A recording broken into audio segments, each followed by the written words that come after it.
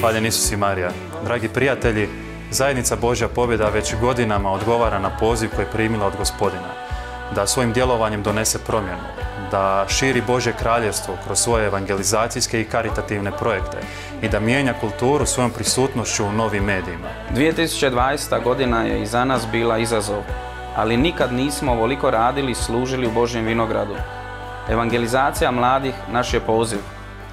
Božja milost za mlade utjelovljuje se kroz nadahnute projekte koji zahtijevaju veliko predanje i žrtvu, kao i financijska sredstva. Vaše molitve i svjedočanstva nas guraju naprijed.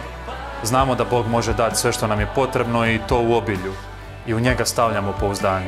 Možda želi djelovati upravo preko vas i zato vam upućujemo ovaj poziv. Svatko tko želi financijski podržati rad Božje pobjede, neka čini to od srca i s vjerom u Božje planove, jer najbolje tek dolazi. Božji blagoslov.